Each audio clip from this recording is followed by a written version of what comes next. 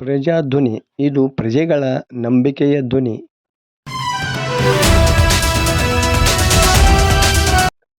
ಲಕ್ಷ್ಮೇಶ್ವರದ ಉರ್ದು ಶಾಲೆ ಪಕ್ಕದಲ್ಲಿನ ಪುರಸಭೆಗೆ ಸೇರಿದ ಆಸ್ತಿ ಸಂಖ್ಯೆ 21/1A. ಇದರಲ್ಲಿ ಇರುವ ಅಂಜುಮನ್ ಇಸ್ಲಾಂ ಸಮಿತಿ ಕಟ್ಟಡದ 6 ಮಳಿಗೆಗಳ ದುರಸ್ತಿ ಕಾರ್ಯ 2-3 ತಿಂಗಳಿಂದ ನಡೆಯುತ್ತಿದ್ದು ಅದು ಈಗ ವಿವಾದಕ್ಕೆ ತಿರುಗಿದೆ.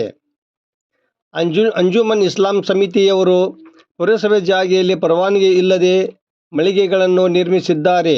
ಅಲ್ಲದೆ ಈಗ ಉರ್ದು ಶಾಲೆಗೆ ಸೇರಿದ 4-5 ಅಡಿ ಜಾಗೆಯನ್ನು ಒತ್ತುವರಿ ಮಾಡಿಕೊಂಡಿದ್ದಾರೆ. ಮಳಿಗೆ ದುರಸ್ತಿ ಕಾರ್ಯಕ್ಕಾಗಿ ಕಬ್ಬಿಣದ ಆ್ಯಂಗ್ಲರ್ಗಳನ್ನು ಅಳವಡಿಸಿದ್ದಾರೆ. ಕಾರಣ ಕೂಡಲೇ ಕೆಲಸವನ್ನು ಸ್ಥಗಿತಗೊಳಿಸಬೇಕೆಂದು ಆಗ್ರಹಿಸಿ ಶ್ರೀರಾಮ ಸೇನೆ ಕಾರ್ಯಕರ್ತರು ಹೋರಾಟಕ್ಕೆ ಭಾನುವಾರ ಮುಂದಾದರು.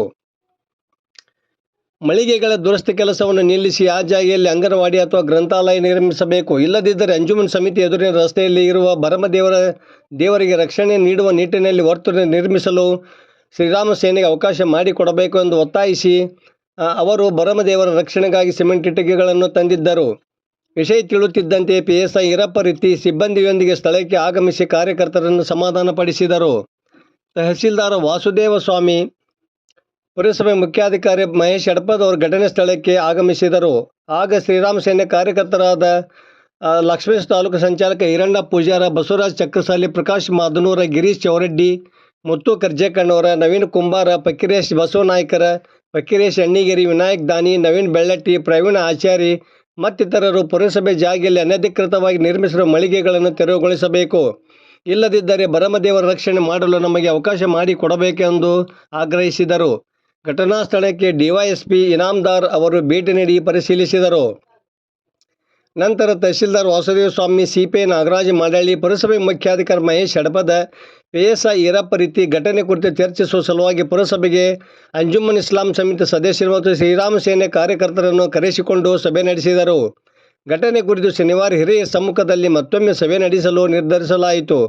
ಅಲ್ಲಿಯವರೆಗೆ ದುರಸ್ತಿ ಕೆಲಸವನ್ನು ನಿಲ್ಲಿಸಬೇಕೆಂದು ಅಧಿಕಾರಿಗಳು ಸೂಚಿಸಿದರು. ವರದಿ ನಾಗರಾಜ್ ಹಣಿಗೆ, ಪ್ರಜಾಧ್ವನಿ, ಲಕ್ಷ್ಮೇಶ್ವರ. ನಾವು ಕೊಡ್ತೀವಿ. ಅದಕ್ಕೆ ಮತ್ತೆ ಅಕ್ರಮವಾಗಿ ಯಾವುದೋ ಗೌರ್ಮೆಂಟ್ ಕಟ್ಟಡಗಳು ಏನಾದರೂ ಚಲೋ ಇದ್ದರೆ ನಾವು ಮತ್ತೆ ಕಟ್ತೀವಿ. ಅದಕ್ಕೆ ಸಂಪೂರ್ಣವಾಗಿ 15 ದಿವಸ ಟೈಮ್ ತೊಗೊಂಡಾರ, 15 ದಿವಸ ಗಡುವು ತೊಗೊಂಡಾರ. 15 ದಿವಸ ಒಳಗೆ ಮಾಡಿಲ್ಲ ಅಂದ್ರೆ ನಾವು ಇಲ್ಲಿ ಕಟ್ತೀವಿ. ಅದು ಯಾವ ಪರ್ಮಿಷನ್ ತೊಗೊಳಂಗಿಲ್ಲ.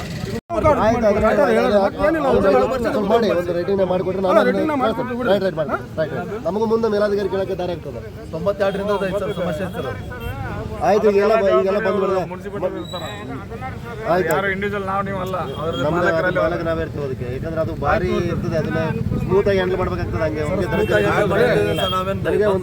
ಮನೆ ಕೊಡಿ, ನನಗೆ ಕೊಡಿ ಕನ್ಸಲ್ಟ್ ಡಿಪಾರ್ಟ್ಮೆಂಟ್ ನಿಮ್ಗೆ ಅದೇನು ಕರೆಸ್ಪಾಂಡಿಂಗ್ ಆಯಿತು ಅನ್ನೋ ಗಮನಿರ್ತೀನಿ. ಆಯ್ತು ಸರ್, ನಾ ಹೇಳಿದ್ರೆ ಒಂದು ನಿಮಿಷ, ಅದು ಏನಾದ್ರು ಒಂದು ತಗಡು ಹಾಕಿದ್ರೆ ಅಂದ್ರೆ ನಾನೇ JCB ಒಂದು ಚೆಕ್ ಮಾಡ್ತೀನಿ. ಮುಗಿದಾ? 100% ಯಾರನ್ನು ಕೇಳಂಗಿಲ್ಲ ಅವಾಗ ನಾನು.